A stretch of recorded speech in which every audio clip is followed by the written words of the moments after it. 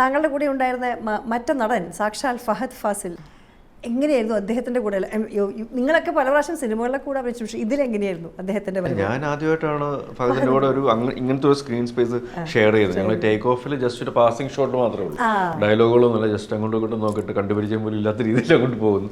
പക്ഷെ ഇതിൽ വരുമ്പോൾ അത് വേറൊരു ഹാപ്പിനെസ് ആണ്. കാരണം ഒരേ നാട്ടുകാരാണ്, ഒരേ സിനിമ ഫീൽഡിൽ നിന്നും വരുന്നവരാണ്.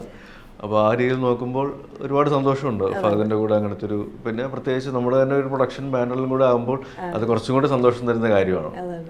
ഒരു ചെറിയ പൊളി പൊളിച്ചിട്ട് പോയിട്ടുണ്ട്.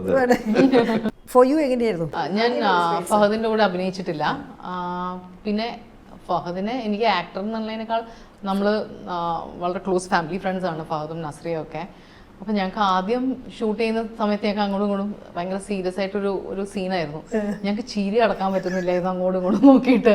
അപ്പോൾ അമൽ പറയും, ഹലോ ഷൂട്ട് ചെയ്ത് പോകണ്ടേ, താനൊരു പ്രൊഡ്യൂസർ അല്ലോടോ, എന്തുവാടോ എന്ന് ചോദിക്കുമായിരുന്നു. പിന്നെ ഞങ്ങൾ ആ ക്യാരക്ടറിലേക്ക് വന്ന ആ സീനങ്ങ് ചെയ്തു. സോ ആദ്യം ഞങ്ങൾക്ക് അങ്ങോട്ടും ഇങ്ങോട്ടും ഒരു ചിരിയായിരുന്നു വന്നിരുന്നത്.